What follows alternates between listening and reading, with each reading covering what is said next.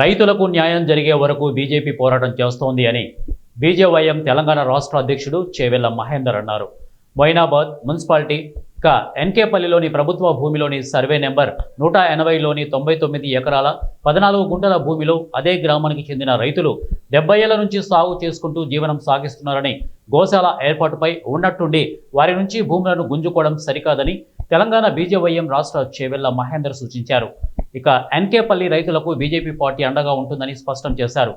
వారికి న్యాయం చేయాలని ఆ ఉద్దేశంతో చేవెళ్ల మాజీ ఎమ్మెల్యే కేఎస్ రత్నం, మొయినాబాద్ బీజేపీ మండల అధ్యక్షుడు దారెడ్డి చంద్రశేఖర్ రెడ్డి ఆధ్వర్యంలో ఎన్కేపల్లిలో గోశాల స్థలంలో గత 11 రోజులుగా నిరసన చేస్తున్నారని పేర్కొన్నారు. గోశాలకు తాము వ్యతిరేకం కాదని, సాగుకు పనికిరాని ప్రదేశాల్లో ఏర్పాటు చేస్తే సంపూర్ణ మద్దతు ఉంటుందని వారన్నారు.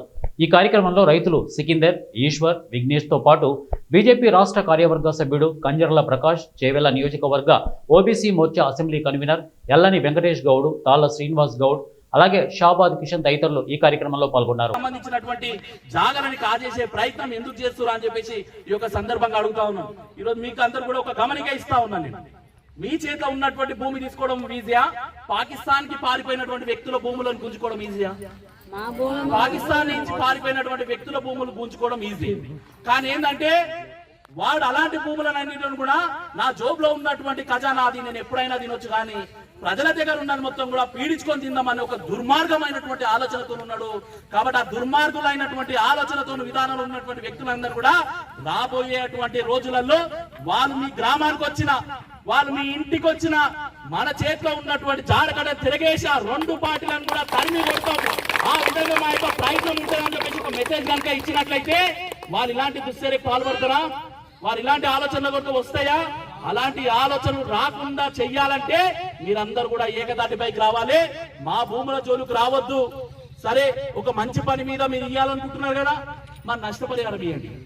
ఈరోజు మనం అడుగుతున్నాం, ఆ రోజు మీకు 3 ఎకరాలు ఎందుకు ఇచ్చినారు? మన జీవితాలు బాగుపడాలని ఇచ్చినారు. మన ఆ రోజు మన తాతలు ఎట్లున్నారో, మన ముత్తాతలు ఎట్లున్నారో ఈ రోజు కూడా మన బతుకులు గట్లనే ఉన్నాయి. మన మారినాయా? ప్రభుత్వాలు మారినాయి, ప్రభుత్వంలో ఉన్నటువంటి నాయకులు మారిరు, వాళ్ళ యొక్క జీవితాలు మారినాయి. 10 ఎకరాలు ఉన్నాడు 1000 ఎకరాలకు వచ్చిండు, కానీ ఆ రోజు 3 ఎకరాలు ఉన్నటువంటి మనకు ఈరోజు 30 గజాలు కూడా వచ్చే పరిస్థితి లేకుండా అయింది.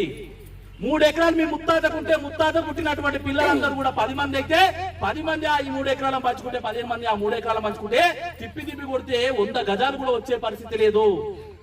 మరి ఆ రోజు ఇచ్చినటువంటి భూమికి ఈ రోజు ఇచ్చినటువంటి వ్యక్తులకు వ్యత్యాసం చాలా ఉంది. కానీ ప్రభుత్వాలు మారుతా ఉన్నాయి. కాబట్టి ఇప్పటికైనా సోయి తెచ్చుకోండి. 3 ఎకరాలు, 1 ఎకరాన్నర ఉన్నటువంటి వ్యక్తులకు అందరూ కూడా సరైనటువంటి న్యాయం చేయాలి. ఏదైతే మంచి ఉద్దేశమో చెడు ఉద్దేశంతో తీసుకుంటున్నటువంటి భూములకు ప్రతిఫలంగా డెవలప్ చేసి, గేటెడ్ చేసి, ఒక్కొక్క ఎకరాకు దాదాపుగా 1500 గజాలకు పైగా జాగాని ఇచ్చి తీరాలని చెప్పేసి భారతీయ జనతా పార్టీ మీ పక్షాన డిమాండ్ చేయడానికి సిద్ధంగా ఉన్నది.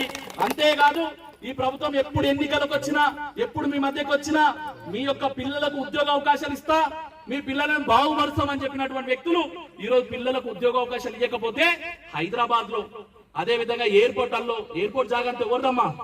మనది. మీలా